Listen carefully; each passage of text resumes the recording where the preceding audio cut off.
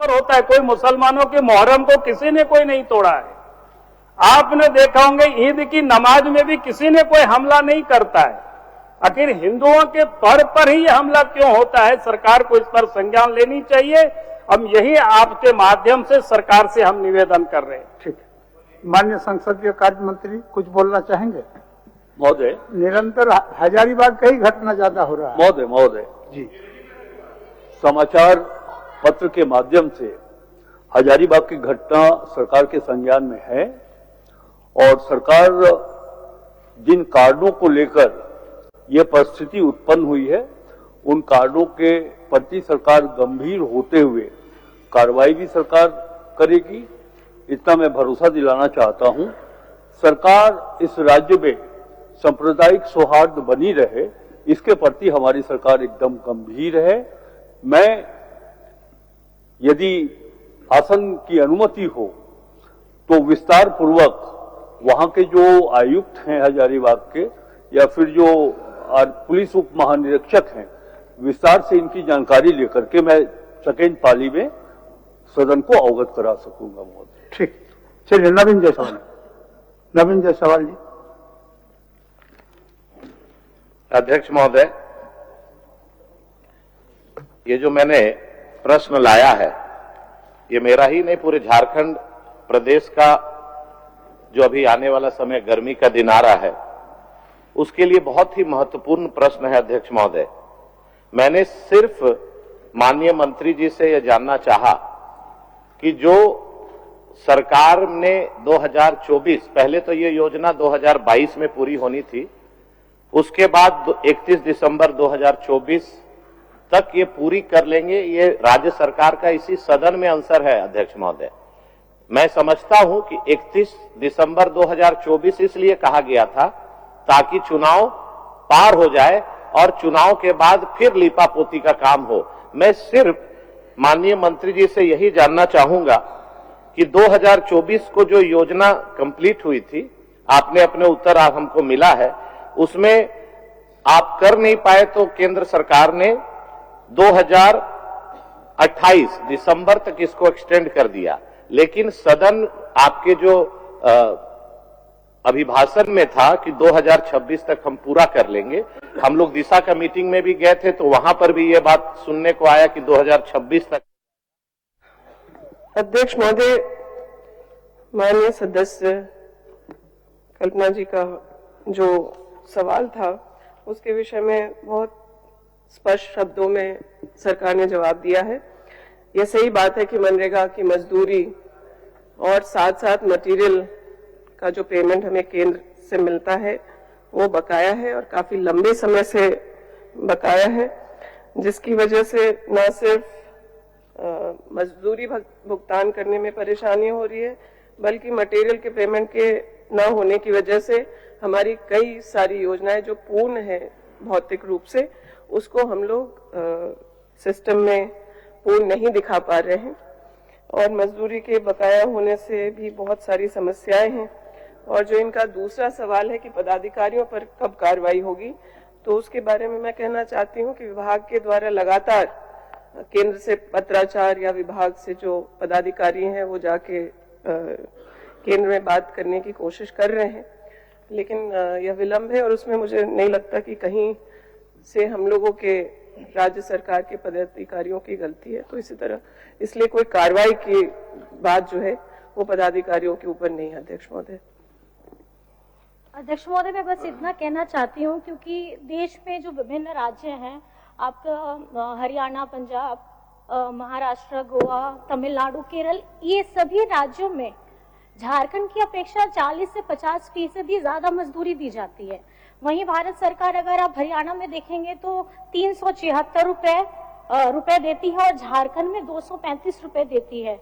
तो ये अपने आप में बहुत बड़ी विसंगति है कि झारखंड में अगर आप देखेंगे अभी हमारा 1,03,00,000 से ज्यादा मजदूर जो हैं वो मनरेगा से जुड़े हुए हैं और हमारा झारखंड राज्य है जिसमें सबसे ज्यादा आबादी 80% आबादी हमारी गांव में रहती है।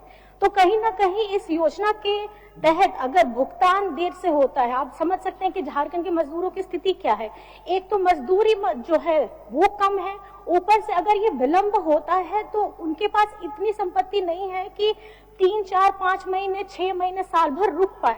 तो मेरा प्रश्न ये है कि ये काफी संजीदा प्रश्न है मजदूरों के नाम पे। अगर आप देखा जाए कि झारखंड को एज अ मजदूर के सोर्सेस के रूप में ना देखा जाए, और अगर ये सवाल है कि यहाँ की मजदूरी इतनी कम क्यों है, मेरा सदन के माध्यम से ये मैं प्रश्न रखना चाहूंगी कि झारखंड के मजदूरों का दर भी बढ़ाया जाए।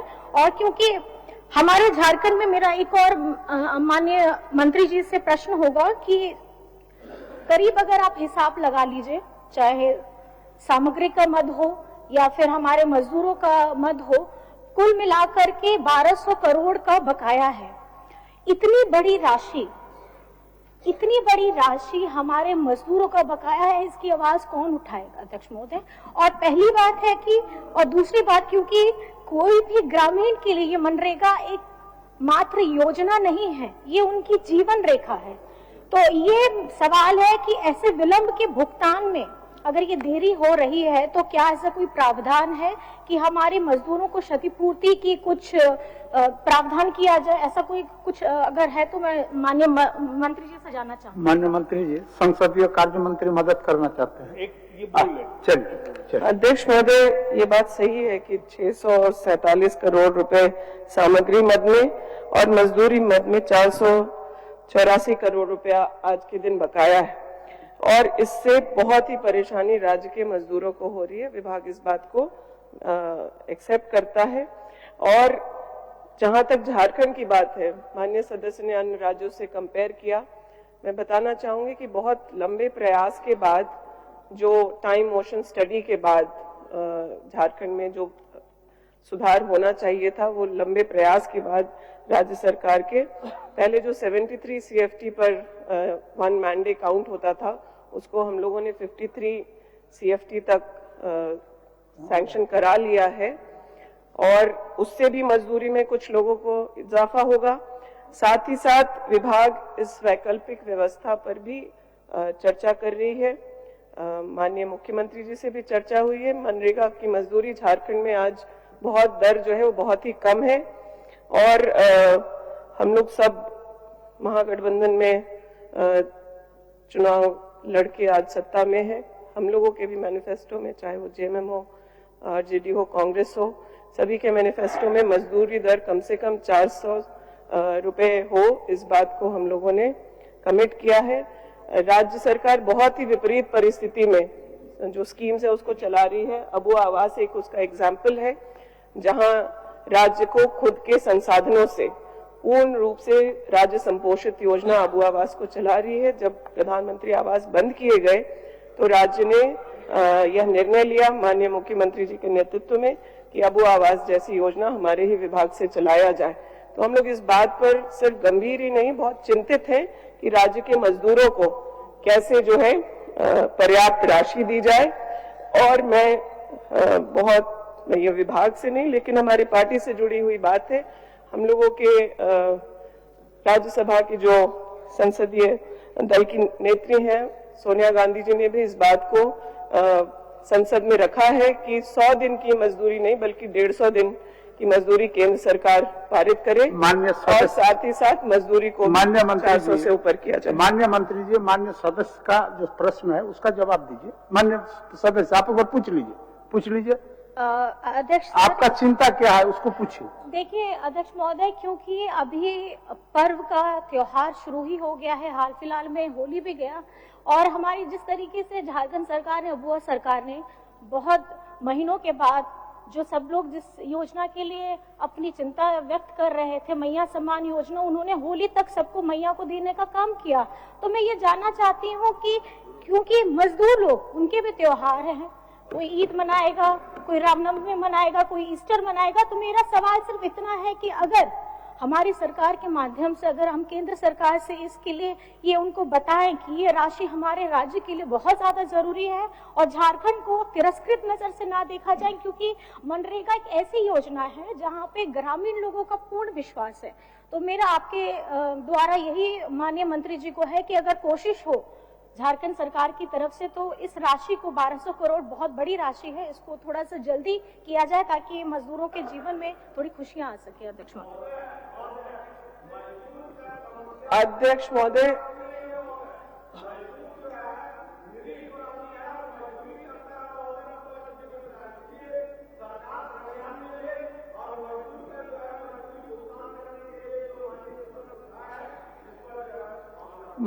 महोदय, ये बहुत ही संवेदनशील मुद्दा है और जो बकाया राशि है उस पर आगे किस तरीके से हम लोग काम करके विभाग अन्य प्रयास करके मजदूरों का भुगतान जल्द से जल्द करा सकती है, उसको हम लोग एक बार देख के आगे वित्त तक पहुंचाएंगे और सीएम सर के भी अनुमोदन के बाद इसको पूरा हम लोग दिखवा लेते हैं एक बार और प्रयास करते हैं कि जिस तरह से अन्य योजनाएं राज्य सरकार अपने संसाधनों से कर रही है इसको भी कर पाएगी क्या?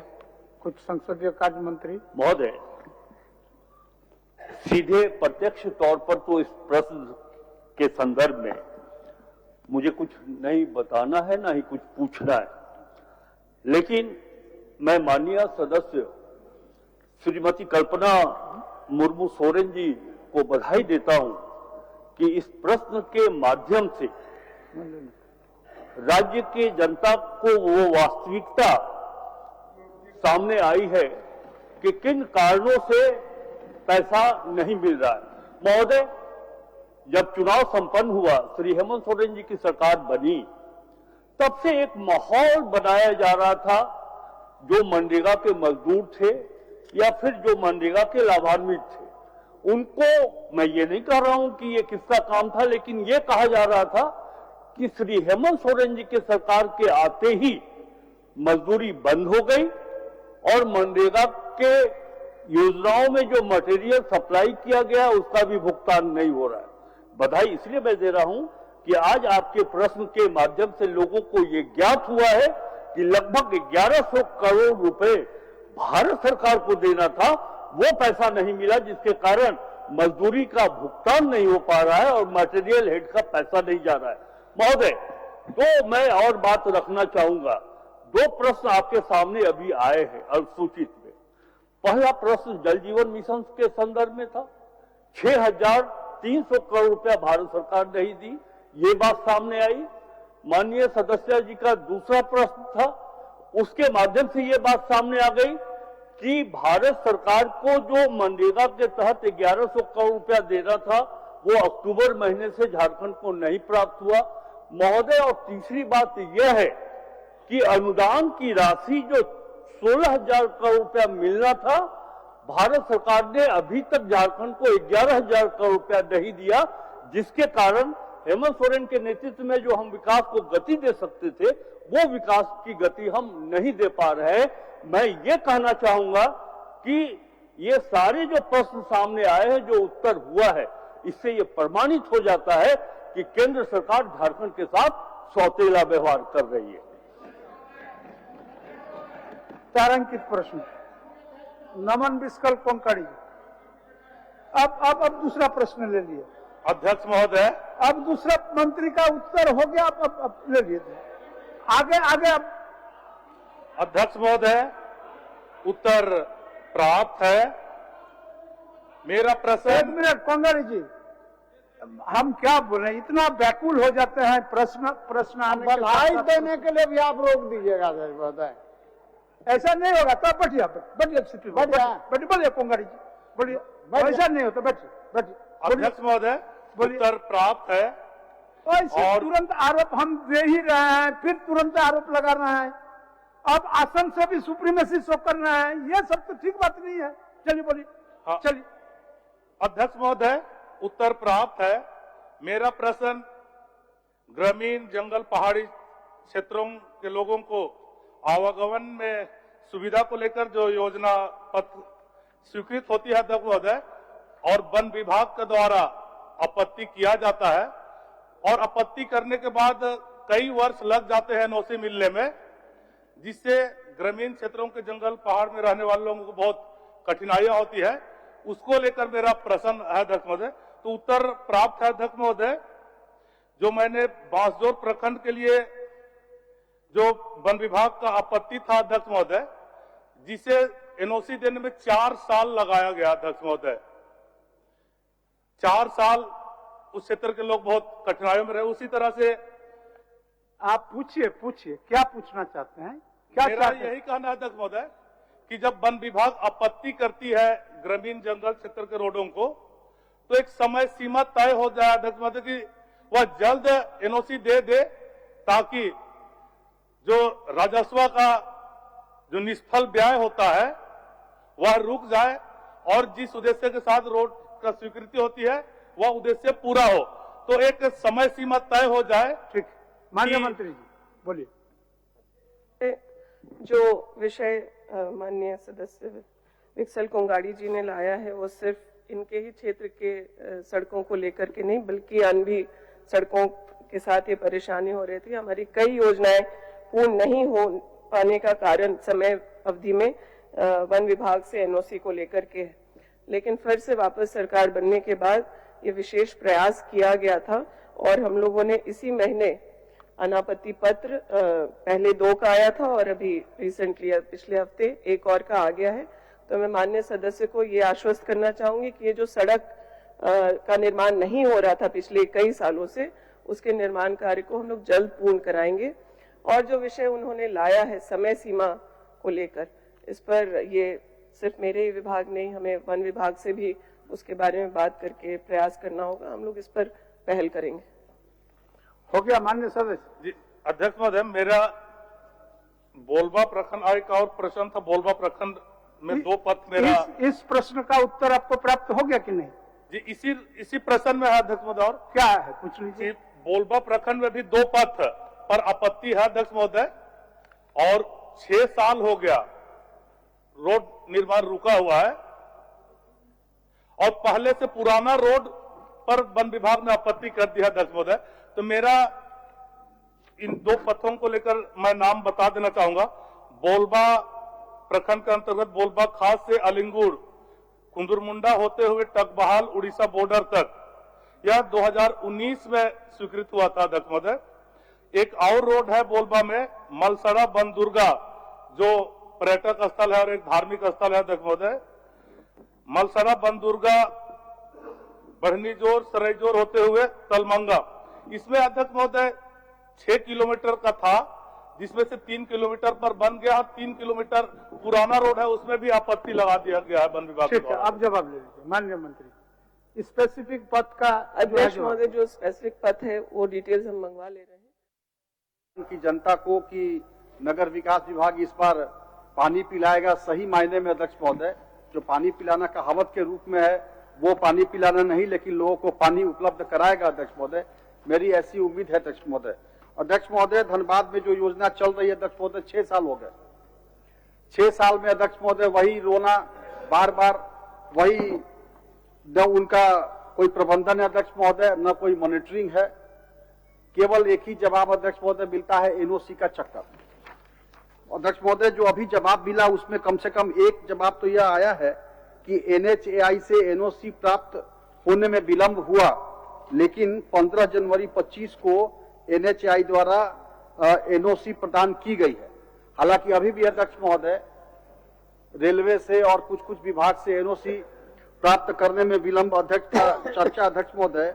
यह अध्यक्ष थोड़ा सा मैं बताना चाहूंगा अध्यक्ष महोदय। अभी तक आपके सवाल में सिन्हा जी आप क्या पूछना चाहते हैं हम लोगों के दिमाग में? अध्यक्ष महोदय, थोड़ा 2 मिनट हम थोड़ा भूमिका हम अपने भूमिका में तो पूरा समय व्यय किया, थोड़ा बताना तो जरूरी होगा अध्यक्ष महोदय। मैं आप पूछिए तो उसके बाद भूमिका महोदय आप कह रहे हैं तो मैं सीधे सवाल पूछिए। मैं सीधे सवाल आप पूछिए तब हम जवाब दिलवाएं। माननीय मंत्री जी से पूछ रहा हूं कि खंड 1 को लेकर अध्यक्ष महोदय सरकार ने स्वीकार करके कहा है कि 76,000 घरों के पानी देने की जो योजना के तहत केवल 5,129 घर की बात सरकार ने कहा है कि वहां कनेक्शन हुआ है। लेकिन अध्यक्ष महोदय मंत्री जी से मैं आग्रह करूंगा कि मंत्री जी एक दिन धनबाद का विजिट कीजिए, आप देखिए वहां की योजनाओं को, और ये जितना उत्तर मिला अध्यक्ष महोदय, यह झूठ है, धरातल पर नहीं अध्यक्ष महोदय। ये गलत भ्रामक उत्तर सरकार के तरफ से, विभाग के तरफ से ये दिया जा रहा है अध्यक्ष महोदय। इसलिए मैं माननीय मंत्री जी से यह सीधा सीधी यह पूछना चाहता हूं कि यह कार्य कब तक पूर्ण कर लिया जाएगा अध्यक्ष महोदय? कोई एक डेडलाइन अध्यक्ष जी बताएं। ये आखिर एनओसी लेना, ये लोगों से कोऑर्डिनेशन करना केंद्र सरकार के विभागों से, यह तो कोई न काम तो किसी को सौंपेंगे माननीय मंत्री, किसी को करना अध्यक्ष महोदय। और इसलिए सीधा सीधी एक यह जवाब दे दे माननीय मंत्री जी अध्यक्ष महोदय कि कब तक आखिर ये योजना पूरा होगा? माननीय मंत्री, 6 साल तो हो गए। माननीय मंत्री जी। माननीय अध्यक्ष महोदय, वरिष्ठ साथी राज सिन्हा जी का जनहित से जुड़ा हुआ मामला आया। मेरा जो जवाब है, सरकार का जो जवाब है, उनको ज्ञात है, लेकिन सरकार के उस जवाब पर उनकी आपत्तियां अलग हैं। नगर विकास के मामले में पूर्व के दिनों में, पूर्व के सत्र में भी जो जवाब सरकार के तरफ से दिए गए, उसमें माननीय सदस्यों को इस बात की आपत्ति रही कि एनओसी के मुद्दे पर सरकार बहुत गंभीर नहीं है। मान्यवर, पानी बड़ी जरूरी चीज है। पानी पिलाना एक मुहावरा भी हो, और तो दूसरा मुहावरा यह है कि पानी पिलाना हर धर्म में पुण्य का काम है। प्यासे को अगर पानी देते हैं तो इससे बेहतर और कोई पुण्य नहीं है। मान्यवर, कोऑपरेटिव फेडरलिज्म की अवधारणा में बना यह देश जो संघीय ढांचे की बात करता है और जिसमें सरकारी कर्मचारियों के लिए एक शब्द का इस्तेमाल होता है जिसको लोक सेवक कहते हैं, पब्लिक सर्वेंट। हाल के दिनों की परिस्थितियां ये रही कि राज्य सरकार की जिन योजनाओं को केंद्र सरकार अधीन विभागों से एनओसी लेने की आवश्यकता है, उसमें एक अजीब सी उदासीनता देखी जाती है। मान्यवर, वो भी पब्लिक सर्वेंट है, टैक्स पेयर का पैसा लेकर वो भी लोक सेवक है, और उनका भी मूल कर्तव्य जनता या लोक की सेवा करना है। लेकिन प्राथमिकताएं बदल जाती हैं। जहां डबल इंजन की सरकार है वहां गति तेज हो जाती है, जहां सिंगल इंजन की सरकार है वहां एनओसी के नाम पर हमारा विभाग रेंगता रहता है, और हम माननीय सदस्यों से सदन में उलाहना और आक्षेप सुनते हैं। मैं तो बड़े स्पष्ट शब्दों में कहता हूं कि वास्तविकता क्या है, न मेरे से छुपा है, न आपसे छुपा है, न इस सदन से छुपा है। मैं तो आपसे आग्रह करता हूं कि मैं संबंधित परियोजना के पदाधिकारियों को सत्र के उपरांत आपके और माननीय सांसद धनबाद के पास भेजता हूं, और आपसे यह आग्रह करता हूं कि आप और माननीय सांसद, चाहे वो एनएचएआई हो, चाहे वो एफसीआई हो, चाहे वो डीवीसी हो, चाहे वो रेलवे हो, इनके पदाधिकारियों के साथ एक बैठक कन्वीन करें। आप जिस दिन एनओसी दिलाएंगे, सरकार ने बहुत स्पष्ट उत्तर दिया है कि समग्र भौतिक प्रगति हम लोगों ने 75% कर ली है। आपकी एनओसी के उपरांत उस बचे हुए 25% को हम लोग यथाशीघ्र करके आपकी और धनबाद की और झारखंड की जनता को पेयजल आपूर्ति की सुविधा बहाल करेंगे। माननीय सदस्य। अध्यक्ष महोदय, मैंने पहले ही कहा था कि वही एनओसी का बहाना। खैर, माननीय मंत्री जी ने एक विडंबना यह अध्यक्ष महोदय, मैंने पहले भी कहा कि जो 5 साल की सरकार रही, पहला साल सरकार का गुजर गया इसी फेरे में सर कि खजाना खाली है, खजाना खाली है, खजाना खाली है। 2 साल गुजर गया कोरोना, तीसरा साल चक्कर में गुजर गया कि सरकार को अस्थिर करने की कोशिश की जा रही है, और एनओसी अब मैं माननीय मंत्री जी से कहूंगा, अब केंद्र के पास चला गया। मैं माननीय मंत्री जी से छोड़िए उन बातों को, मैं माननीय मंत्री जी से यही आग्रह करूंगा कि माननीय मंत्री जी, आपकी अध्यक्षता में, या माननीय संसदीय कार्य मंत्री जी है, आपकी अध्यक्षता में आप एक टीम बनाइए जिसमें यहाँ के पदाधिकारी रहें। आप जिस सांसद को रखिए सांसद रहें, जिस विधायक को रखिए विधायक रहें।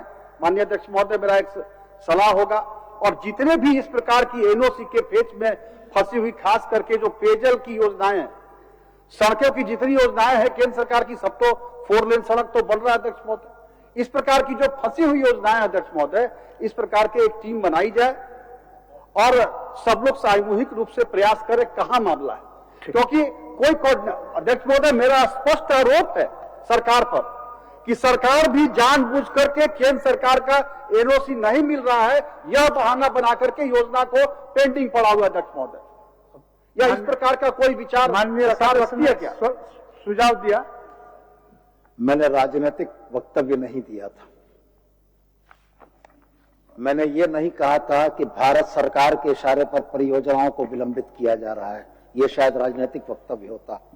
मैंने ये कहा था कि केंद्रीय सरकार के या केंद्रीय उपक्रमों के लोक सेवकों के द्वारा उदासीनता बरती जा रही है, और मैं आपके क्षेत्र के जो माननीय सांसद हैं उनकी और आपकी अध्यक्षता में एक बैठक की बात कर रहा था। अगर मेरी ईमानदार पहल नहीं होती तो मैं आपको रटा रटाया जवाब देके बैठा सकता था। मैंने प्रयास इस बात का किया, राजनीति के चश्मे से मत देखिए। अगर जनता को धरातल पर काम करके दिखाना है तो माननीय सांसद को भी अपने क्षेत्र की जनता के प्रति जवाबदेही ओन करनी होगी, और माननीय विधायक जी आपको भी ओन करनी होगी।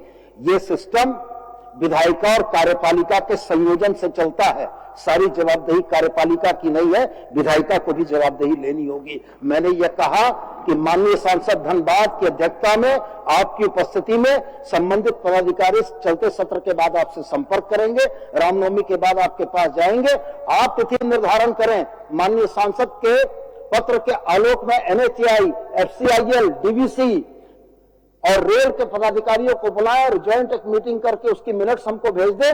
कार्रवाई नहीं होगी तब आप मुझसे पूछिएगा। बहुत धन्यवाद। राज जी, ठीक। मेरा अध्यक्ष महोदय, इसको थोड़ा मैं माननीय मंत्री जी के बातों से सहमत हूं, और अध्यक्ष महोदय मैंने कई बार वहां के उपाध्यक्ष उपायुक्त महोदया जो हैं, कई बार मैंने कहा माननीय मंत्री जी पता कर लीजिए आप कि आप बैठक बुलाइए, हम लोग के साथ बैठक बुलाइए पानी पर, उन पर अधिकारियों को बुलाइए, लेकिन कभी नहीं बुलाती है अध्यक्ष महोदय, कभी उपायुक्त नहीं बुलाते हैं, हम लोग को शामिल नहीं करते। हम लोग तो खुद इस बात को, अध्यक्ष महोदय मैं भी कहीं राजनीतिक बात नहीं कर, मेरी चिंता है कि लोगों को पानी मिले, और इसीलिए माननीय अध्यक्ष महोदय मैं आपसे आग्रह करता हूं कि आप ही एक समिति बना दीजिए, आप जिसकी अध्यक्षता में बनाना है उसमें सांसद भी रहे, विधायक भी रहे, पदाधिकारी भी रहे, और केंद्र सरकार से जो भी इस प्रकार के जो है उसको ले लिया जाए। अध्यक्ष बैठे।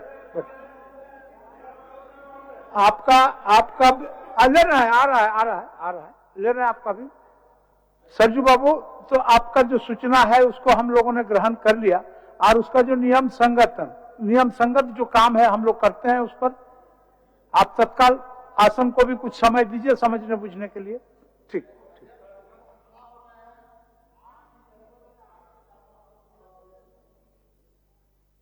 वो हम समझ रहे हैं, इसीलिए हमने प्रश्न विषय को उठाने वाले माननीय सदस्य से आग्रह किया कि कुछ समय आप दीजिए। हम लोग अगर उनका जो विषय है वो अगर नियम के अनुकूल है तो हम लोग करेंगे, इसमें क्या दिक्कत है। और जो सदन कल भरी है, चलते सदन में इसका समाधान होना चाहिए महोदय। सरजू बाबू, आप तो विलंब से विषय को लाए हैं, और मान लीजिए समय सही में कम है, हम देख लेते हैं क्या उस पर नियम, हमारा नियमावली में क्या है उसको हम देख लेते हैं, उसके बाद आपको हम कुछ बोलेंगे। महोदय कल भर सदन है, कल तो उसका आ जाना चाहिए। हम तो उसको आपको हम पूर्ण रूप से गारंटी नहीं दे सकते हैं, हम देख लेते हैं उसको हम क्या कर सकते हैं। अगर कल भर में दे सकते हैं तो देंगे, नहीं दे सकते हैं तो नहीं देंगे, यह है विषय, हमको देखने दीजिए पहले। स्वीकृति के लिए महोदय जितनी आवश्यकता है उससे अधिक उसको भी हमने देख लिया। स्वीकृति के लिए जितने माननीय सदस्यों का उपस्थिति है, उपस्थिति होनी चाहिए, ठीक है, आसन से। इसकी प्रति मैंने माननीय संसदीय कार्य मंत्री को भी दे दिया है, माननीय नेता प्रतिपक्ष को भी दे दिया है। ठीक महोदय और सचिव महोदय को दिया है। ठीक। तो कल भर ही सदन है, तो आज और कल में तो इसका फैसला हो जाना चाहिए महोदय। हम देख रहे हैं इसको, देख रहे हैं सरजू, देख रहे हैं इसको क्या किया जा सकता है, देख रहे हैं।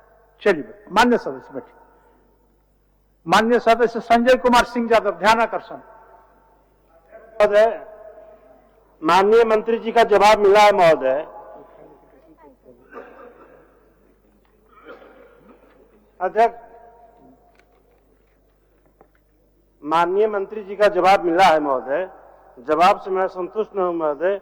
मैं माननीय मंत्री जी से इतना ही पूछना चाहता हूं कि क्या बिहार के तर्ज पर एमएससीपी का लाभ देना चाहते हैं, प्रोन्नति देना चाहते हैं या नहीं देना चाहते हैं? माननीय मंत्री जी।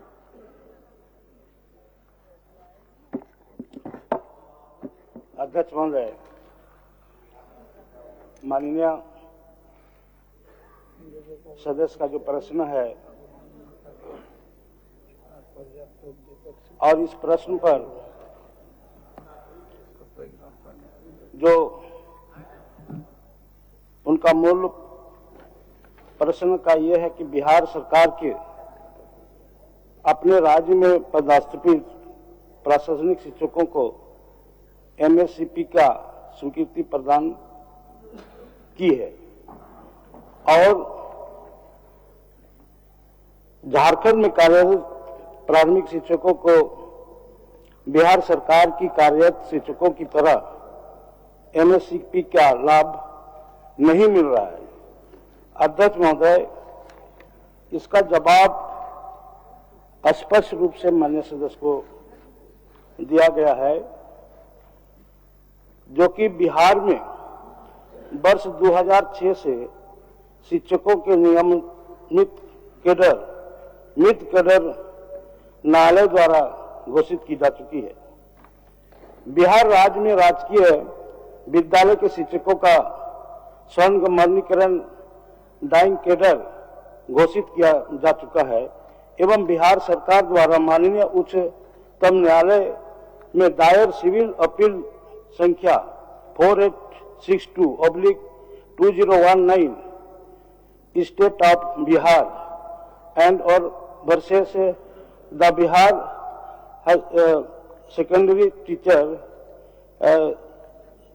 स्ट्रगल कमिटी मुंगेर एंड और बाद में शिक्षकों के स्वर्ण में डाइंग और भनसिंग कैडर घोषित किए जाने के संबंध में प्रतिशपथ पत्र की दायर किया गया है।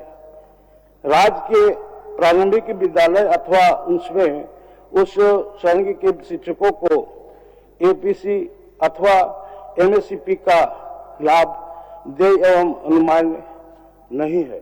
महोदय, इसके बावजूद भी हमारी इस राज्य में राज्य के कार्यरत शिक्षकों को केंद्रीय वेतनमान केंद्रीय सेवा शर्तों के अधीन दिया गया है। केंद्र सरकार के शिक्षकों को वित्तीय उन्नयन देने का प्रावधान रहने के कारण राज्य के प्रारंभिक मध्य एवं माध्यमिक विद्यालय के शिक्षकों को विभिन्न ग्रेडों में पदोन्नति दिए जाने का प्रावधान है, जिससे वरीय एवं परिवहन वेतनमान का लाभ भी सम्मिलित है। अध्यक्ष महोदय, ये शिक्षक लोगों को पदोन्नति तो नहीं मिल रहा है महोदय, तो बिहार सरकार के तर्ज पर ही देते एमएससीपी का लाभ। जिला में भी पदोन्नति नहीं मिल रहा है महोदय, काफी दिनों से लंबित है। माननीय मंत्री जी, ये अध्यक्ष महोदय, जब सर्वोच्च न्यायालय का एक निर्णय आया है तो इसमें निश्चित तौर पर ये नीतिगत मामला आता है, इस पर हम लोग विचार कर किया। ठीक, राज्य में अपना कानून बना करके अपने कर्मचारियों को आप उसका लाभ दें। अध्यक्ष महोदय, मैं तो माननीय सदस्य को कह ही रहा हूं, ये सर्वोच्च न्यायालय का जो आदेश है उसके बाद जो भी हम यहाँ नया बनाएंगे तो नीतिगत मामला आता है। नीतिगत मामला में सरकार विचार ही कर सकती है। टाइम बाउंड करेंगे, टाइम बाउंड प्रमोशन तो दे दे महोदय। टाइम बाउंड प्रमोशन पर कुछ बोलेंगे? अध्यक्ष महोदय, मैं तो कह रहा हूं कि सर्वोच्च न्यायालय का डिसीजन निर्णय है, जो भी मैं अगले विचार करने के पश्चात ही इस पर हम निर्णय लेंगे। ठीक, विचार करने दीजिए। सवाल आपका आ गया है, माननीय सदस्य श्री कुमार उज्जवल।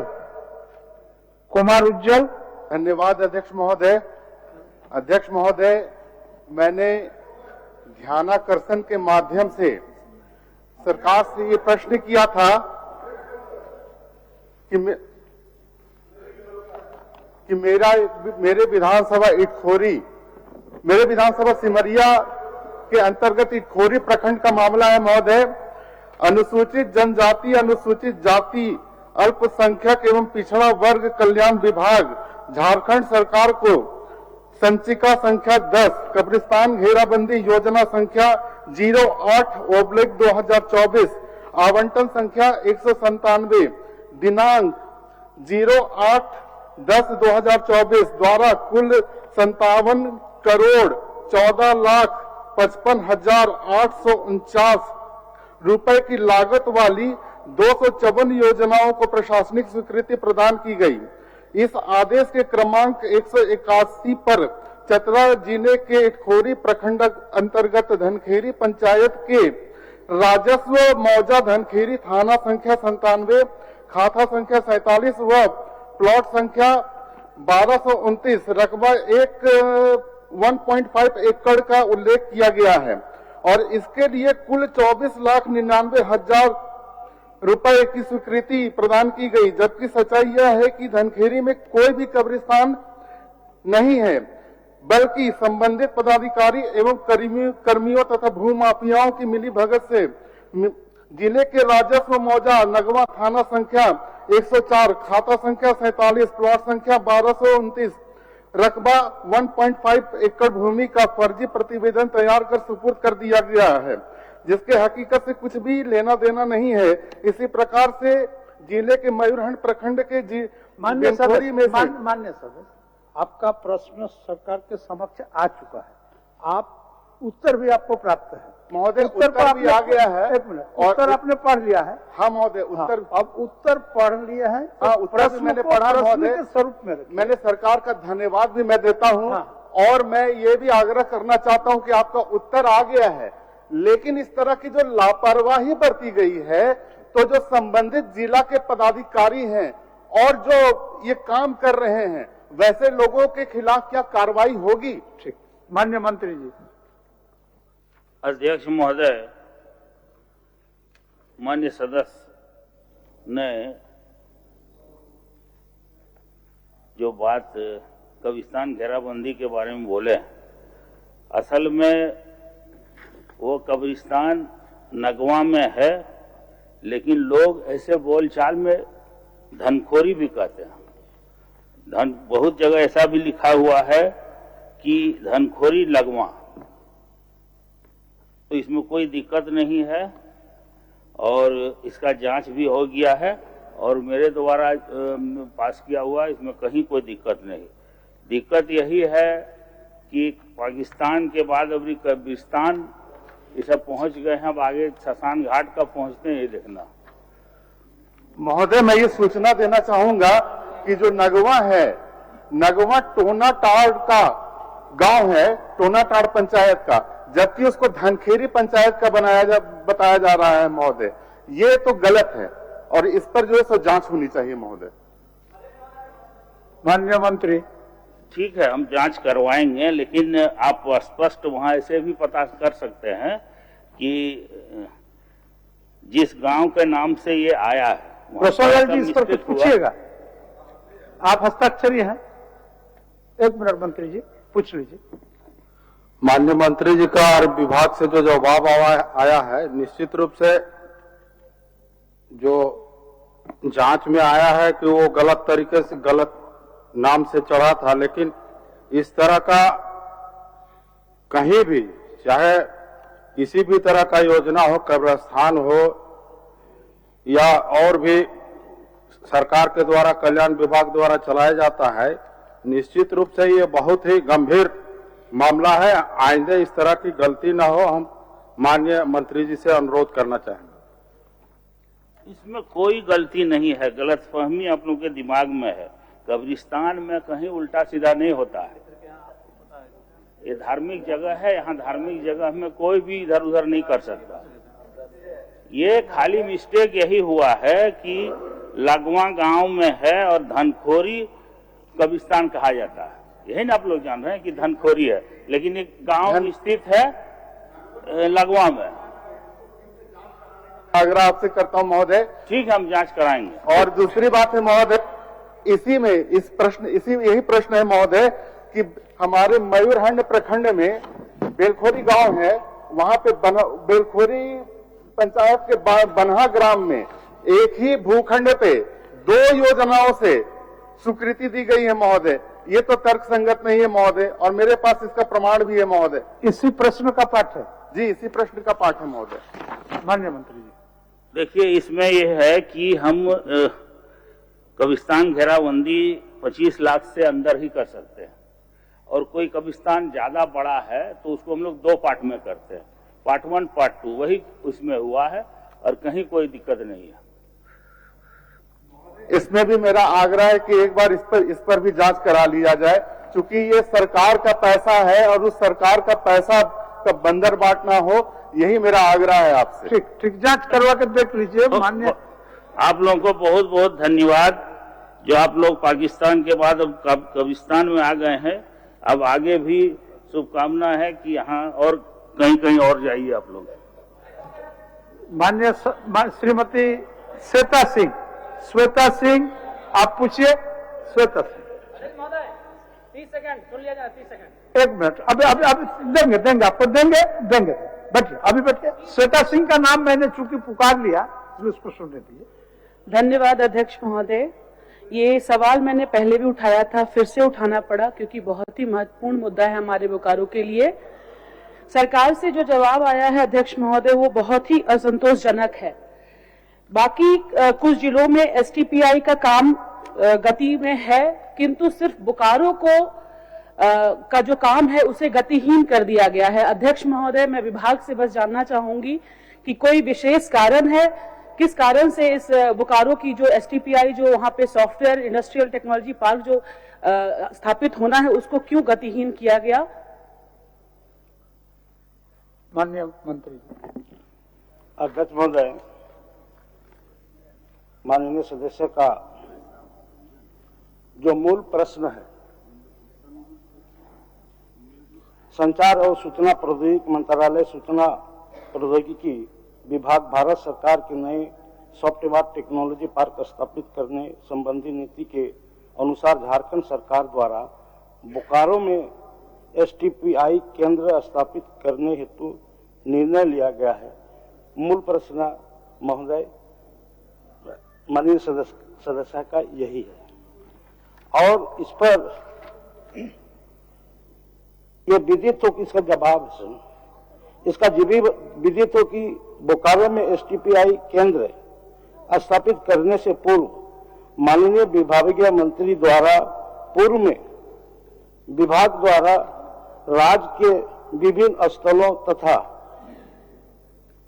रांची, देवघर, धनबाद एवं जमशेदपुर में निर्मित सॉफ्टवेयर टेक्नोलॉजी पार्क का पूर्ण यूटिलाइज करने के उपरांत अन्यत्र जगहों पर सॉफ्टवेयर टेक्नोलॉजी पार्क बनाए जाने का निर्देश दिया गया है। इन एसटीपीआई केंद्र के पूर्णतः उपयोग के उपरांत सरकार द्वारा बोकारो में एसटीपीआई केंद्र बनाने का कार्रवाई की जाएगी। अध्यक्ष महोदय, मैं आपके माध्यम से माननीय सदस्य को आश्वस्त कराता हूं कि इन जिलों के साथ जहां स्थापित होगा, ये सरकार का प्रयास रहेगा कि बोकारो में उनके साथ स्थापित करेंगे। ठीक, मुझे बस यही जानना था कि अभी जो 4 जिलों में काम चल रहा है उसके साथ साथ बोकारो के कार्य को भी गति दे दी जाए। मेरी मांग इतनी ही है, उसके काम को रोका ना जाए। बोल दीजिए। इसको देख लिया जाएगा अध्यक्ष महोदय, करा दिया जाए। माननीय अमित कुमार यादव जी।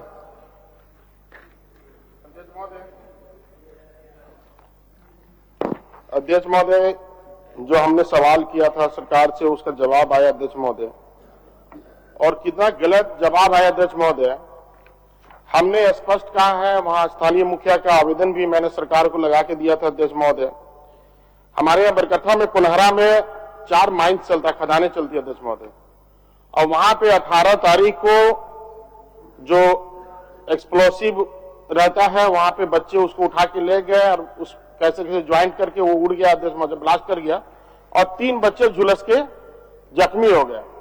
अध्यक्ष महोदय, इन्होंने कहा कि मैंने बीडीओ से, सीओ से और अनुमंडल पदाधिकारी से जांच कराया अध्यक्ष महोदय। अध्यक्ष महोदय, एक्सप्लोसिव का जांच करने का क्या उन लोगों के पास कुछ कैपेसिटी है? उन्होंने बोल दिया कि आग से झुलस के बच्चे मर गए थे, जब स्थानीय मुखिया कह रहा है अध्यक्ष महोदय स्थानीय विधायक कह रहे हैं अध्यक्ष महोदय, स्थानीय लोग कह रहे हैं अध्यक्ष महोदय, तो वहां पे माइंस मालिक के द्वारा, एक्सप्लोसिव मालिक के द्वारा सभी के परिवार वालों को डराया जा रहा है कि आप लोग अगर एक्सप्लोसिव से उड़ने हुआ बोलिएगा तो आप पर एक्सप्लोसिव का केस हो जाएगा अध्यक्ष महोदय। हमारा सिर्फ एक आग्रह है, आप ये बताइए अध्यक्ष महोदय कि गांव हो चाहे शहर हो चाहे कहीं हो, अभी आग तापने का दिन अध्यक्ष महोदय, बूढ़ा से बूढ़ा आदमी भी अभी आग नहीं तापेगा अध्यक्ष महोदय। और इस प्रकार से भ्रामक स्थिति अगर फैलाया जा रहा है अध्यक्ष महोदय, हमारा कहना है कि वो बच्चा एक तो रांची रिम्स में एडमिट है, रांची रिम्स में एडमिट अध्यक्ष महोदय, यहां से वो घर चला गया। आप रांची रिम्स के आप उसका रिपोर्ट मंगा लीजिए अध्यक्ष महोदय, आप रिपोर्ट मंगा करके पूछ लीजिए उनसे, डॉक्टर का 3 एक्सपर्ट से जांच करवा लीजिएगा अध्यक्ष महोदय कि वो आग से जला कि एक्सप्लोसिव से जला। अध्यक्ष महोदय ये सिर्फ एक छोटा बात नहीं कि वो बच्चे जल गए इसलिए मैंने क्वेश्चन लाया। अगर आप डीजीएमएस के द्वारा किसी को एक्सप्लोसिव का लाइसेंस देते हैं अध्यक्ष महोदय, अगर घटना घट जाती है या तो फिर मान लीजिए आज ये बच्चे उड़ गया अध्यक्ष महोदय, अगर वो एक्सप्लोसिव उग्रवादियों के हाथ लग जाता, असामाजिक तत्वों के हाथ लग जाता है अध्यक्ष महोदय, तो फिर बड़ा बड़ा घटना होता ही ऐसे ही अध्यक्ष महोदय। अगर जो उग्रवादियों के पास एक्सप्लोसिव आते कहां से आते अध्यक्ष महोदय, ये खदान मालिक और उन्हीं के माध्यम से आते हैं। और सरकार इतना भ्रामक कि वो आग से झुलस गया अध्यक्ष महोदय, भी आग तापने का दिन है। समय दिया जाए महोदय, उनको करने के लिए, अवलोकन करने के लिए समय दे दिया जाए महोदय। अवलोकन सरकार का उत्तर बड़ा स्पष्ट है महोदय, लेकिन हम पढ़ के उसको बात को बता देते हैं महोदय। जो कह रहे हैं कि जांच नहीं करवाया गया महोदय, अनुमंडल पदाधिकारी, अनुमंडल पुलिस पदाधिकारी, जिला खनन पदाधिकारी हजारीबाग, अंचलाधिकारी बरकट्ठा, थाना प्रभारी बरकट्ठा, उपायुक्त द्वारा एक जांच कमेटी गठन किया गया था महोदय, और जांच कमेटी में एकदम स्पष्ट रिपोर्ट है महोदय कि कहीं वो विस्फोट से जलने का शिकायत नहीं मिला है, विस्फोटक से उस तरह का क्षति उनको नहीं हुआ है महोदय, शारीरिक क्षति। और जहां तक कहां से साक्ष्य लाते हैं महोदय, माननीय विधायक जी, अगर कोई साक्ष्य है तो हमको भी दे दीजिए, हम भी उसका अवलोकन कराएंगे। दूसरा बात महोदय, प्रथम जो सुल्तान अंसारी पिता शहादत अंसारी, उन्होंने स्वीकारात्मक बयान दिया है महोदय कि हमारा बेटा महुआ के पेड़ क्यों कह रहे हैं कि आग इस समय कौन लगाता है महोदय, महुआ का पेड़ में अभी आग लगता है महोदय, महुआ चुनने के लिए महोदय। तो महुआ के पेड़ के सामने बच्चे खेल रहे थे, महुआ चुनने के क्रम में जो रिपोर्ट में आया महोदय, आग लगाया, एक बच्चा का कपड़ा पकड़ लिया, उसमें बाकी बच्चे उसको बचाने के लिए गए और तीनों बच्चे उसमें झुलस गए महोदय, यही है महोदय। और उसका स्वीकारात्मक बयान भी है महोदय, स्टेटमेंट ऑफ फैक्ट में है महोदय। अध्यक्ष महोदय, माननीय मंत्री जी जो कह रहे हैं सारे रिपोर्ट हमारे पास है अध्यक्ष महोदय। हमारा कहना है कि वहां आग लगा ही नहीं अध्यक्ष महोदय, वहां एक्सप्लोसिव से घटना हुई है। और वहां स्थानीय प्रशासन जो इनके जांच कमेटी है कितना नींद में सोते आपको पता है अध्यक्ष महोदय। 2 दिन तक तो उनको घटना का पता भी नहीं चला अध्यक्ष महोदय। जब स्थानीय मुखिया के माध्यम जब एसपी को, डीसी को आवेदन दिया गया तब इनके कान खड़े हुए अध्यक्ष महोदय, तब इनके कान खड़े हुए।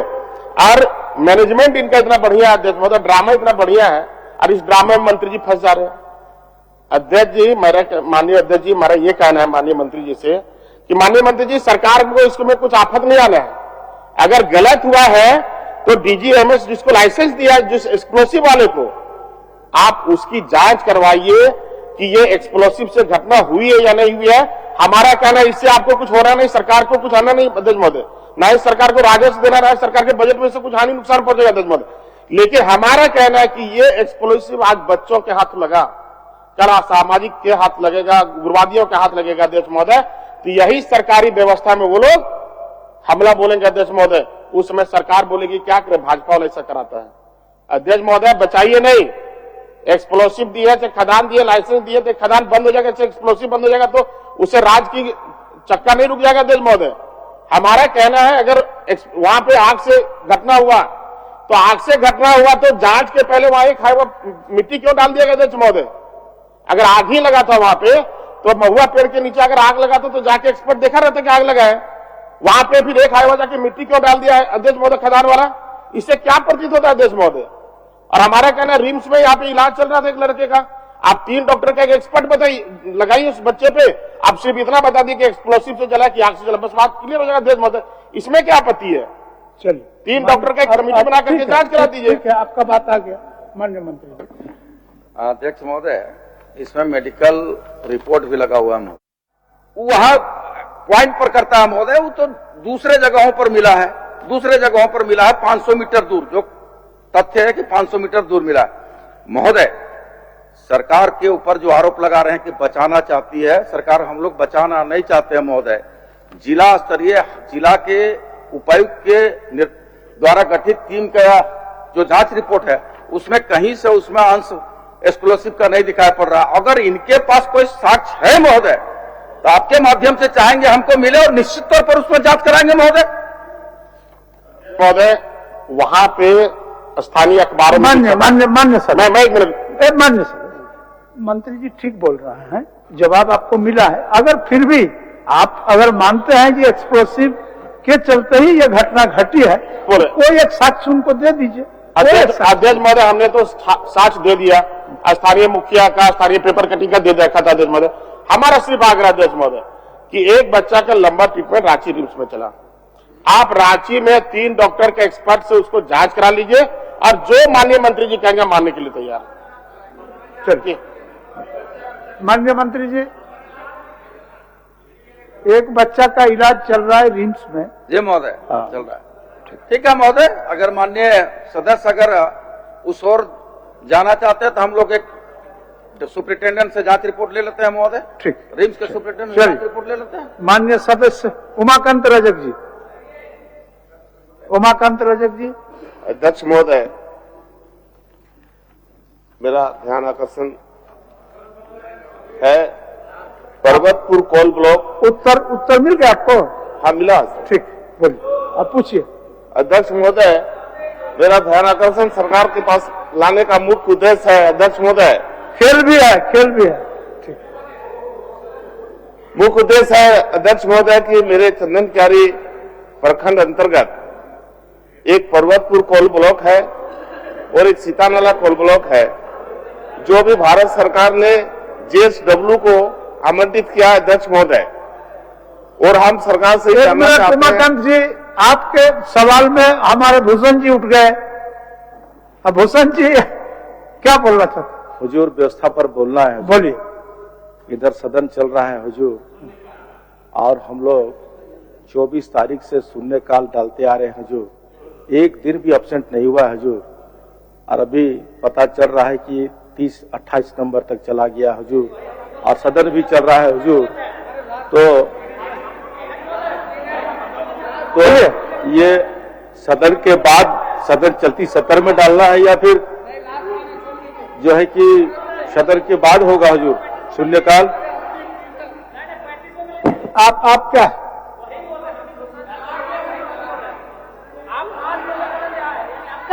आवाज आ नहीं रहा है, आवाज आ नहीं रहा है। मैंने बोलना क्या चाहते हैं? जी हम चाहते हैं, बोलना यही है 25 नहीं 25 निर्धारित है मान्य सदस्य, 25 निर्धारित है। अब निर्धारित से ज्यादा अभी जा नहीं सकते हैं, अगर बाद में हम लोग इस पर विचार करेंगे। 3 बजे तक कंप्लीट हो। अच्छा, इसके बाद इसके आप मान्य सदस्य, अब एक दिन बचा है, एक दिन बचा है। एक दिन में नियम परिवर्तन कर देने से बहुत ज्यादा बड़ा फायदा होने वाला नहीं है। हम लोग कुछ समय लेके और आप लोगों का राय लेके और माननीय नेताओं का बैठक बुलाकर हम लोग इस पर इसका निर्णय लेंगे। हो गया? ठीक, चलिए। अब उनका प्रश्न है, बस वही ना बोल रहा अभी अभी उनका उत्तर होने दीजिए, उसके बाद आपका ले लेंगे। बस चलिए चलिए। अध्यक्ष महोदय, जोना बाबू, उनका प्रश्न का उत्तर लेने दीजिए, उनका प्रश्न का उत्तर लेने दीजिए। चलिए बोलिए। अध्यक्ष महोदय, मेरा सवाल राजहित में है और चंदन क्यारी के बेरोजगार और वहां के रैयतों के हित में। अध्यक्ष महोदय, हमारा चंदन क्यारी विधानसभा क्षेत्र के अंतर्गत एक पर्वतपुर कोल ब्लॉक है और एक सीतानाला कोल ब्लॉक भारत सरकार ने अभी आमंत्रित किया है JSW का। अध्यक्ष महोदय, मैं मंत्री जी सरकार का जवाब ये चाहते हैं अध्यक्ष महोदय कि ये कब कोल ब्लॉक का चालू करने का अनुमति सरकार देगी, हम यही जानना चाहते हैं। मान्य मंत्री, माननीय सदस्य की जो चिंता है महोदय, निश्चित तौर पर उनके क्षेत्र का मामला है महोदय। और इस विषय पर लेकर के जो सरकार का उत्तर है महोदय, बड़ा स्पष्ट है महोदय, बड़ा स्पष्ट उत्तर है महोदय। क्योंकि ये इसको थोड़ा अगर हमको सदन को थोड़ा वक्त मिलेगा तो समझाने में आसान होगा, आपके माध्यम से माननीय सदस्य को भी या सदन को। महोदय, ये पहले जेएसडब्ल्यू स्टील सिटी को मिला था महोदय। आवंटित पर्वतपुर कोल ब्लॉक जो है 880 हेक्टेयर एवं सीतानाना कोल ब्लॉक में 321 हेक्टेयर महोदय। फिर जेएसडब्ल्यू का किया, उसको एनजीसी को ट्रांसफर कर दिया महोदय, और ओएनजीसी को ट्रांसफर कर अब ओएनजीसी का किया महोदय, उसको जेएसडब्ल्यू के बीच में समझौता कर लिया महोदय। ये जो आदान प्रदान का खेल होता रहा महोदय, उसके चलते समय लग गया महोदय, आदान प्रदान के खेल के चलते महोदय। लेकिन अंत में माननीय सदस्य को आश्वस्त करा देते हैं कि जब अंतिम प्रक्रिया हुआ महोदय, तो अंतिम प्रक्रिया में अंचलाधिकारी चंदन क्यारी के द्वारा महोदय उस जमीन का नेचर नहीं लिख पाए महोदय कि जमीन का नेचर क्या, तो पुनः उस जमीन का नेचर को तय करने के लिए अंचलाधिकारी को निर्देशित किया गया है। अंचलाधिकारी का लैंड का नेचर आने के साथ ही महोदय समीक्षा उपरांत आगे की कार्रवाई की जाएगी और अति शीघ्र कोल ब्लॉक खुलने की दिशा में अग्रसर होगा महोदय। अध्यक्ष महोदय, मंत्री जी के जानकारी के लिए हम ये कहना चाहते हैं कि ये कोल ब्लॉक का आवंटन इलेक्ट्रो स्टील को फरवरी 2018 में हुआ था और ये कोल ब्लॉक उसके अधीन रहा 31 मार्च 2015 तक। अध्यक्ष महोदय, फिर